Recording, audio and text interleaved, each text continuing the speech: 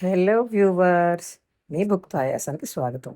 ఈరోజు నేను చేయబోతున్నది ఉండ్రాళ్ళు. దీనికి కావలసిన పదార్థములు: బియ్యం రవ్వ 1 కప్పు, నానబెట్టిన శనగపప్పు అరకప్పు, నూనె 2 స్పూనులు, ఉప్పు రుచికి సరిపడా, జీలకర్ర 1 స్పూను, మిరియం పొడి 1/2 స్పూను.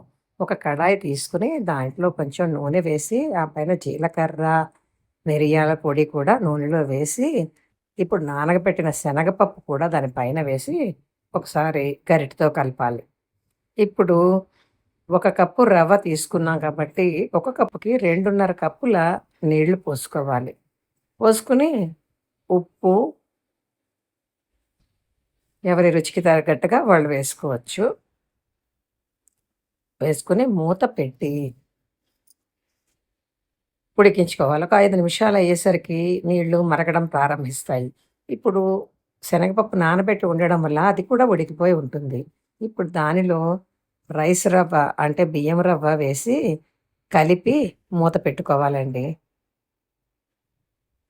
ఇలాగ మూత పెట్టుకున్న రవ్వని మధ్య మధ్యలో చెక్ చేసి చూస్తూ కలుపుతూ ఉంటే పూర్తిగా ఉడిపోయి విరవిరలాడుతూ ఉడికిపోయి ఉంటుందండి.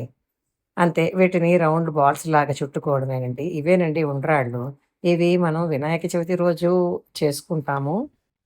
నేను నెలకి ఒకసారి చేస్తానండి. నా వీడియో మీకు నచ్చినట్లయితే సబ్స్క్రైబ్ చేసి, షేర్ చేసి, లైక్ చేయండి. Thank you.